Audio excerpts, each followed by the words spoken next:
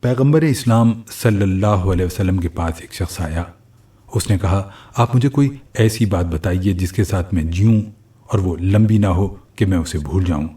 آپ نے کہا، لا تغضب، یعنی تم غصہ نہ کرو۔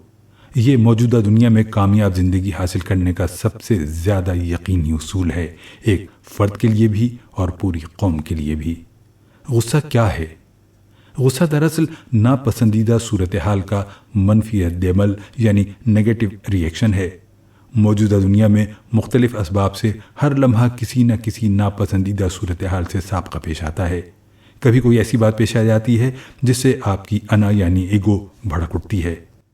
کبھی کسی کی ایک روش سے آپ کے اندر انتقام کا جذبہ پیدا ہو جاتا ہے۔ کبھی مفاد کا ٹکراؤ آپ کے اندر مخالفانہ جذبات کو جگا دیتا ہے۔ کبھی ایسا ہوتا ہے کہ کسی سے آپ کی امیدیں پوری نہیں ہوتی اور آپ کے اندر اس کے خلاف نفرت کے جذبات بھڑک اٹھتے ہیں۔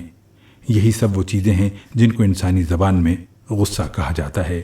یہ غصہ آدمی کے لیے بے حد مہلک ہے۔ وہ آدمی سے اس کے سوچنے کی صلاحیت کو چھین لیتا ہے۔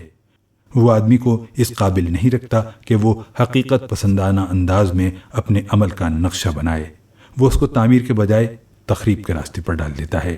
آدمی دوسرے کے خلاف غصہ کرتا ہے، مگر اپنی حقیقت کے اعتبار سے وہ ہمیشہ آدمی کے اپنے نقصان کا باعث بنتا ہے۔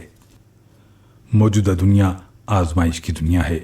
یہاں ہر ایک کے ساتھ ایسے واقعات پیش آتے ہیں جو اس کو مشتعل کر دیں، جو اس کے اندر منفی نفسیات کو جگا دیں۔ اس صورتحال کو بدلنا کسی کے لیے ممکن نہیں۔ ایسی حالت میں کامیاب زندگی کی تعمیر کا طریقہ صرف یہ ہے کہ آدمی صبر و تحمل کی روش اختیار کرے۔ وہ اشتعال کے باوجود مشتعل نہ ہونے کا آرٹ سیکھ لے۔ وہ ان حالات کے ساتھ ایڈجسٹ کر کے رہ سکے جن کو بدلنے کی قدرت اس کو حاصل نہیں۔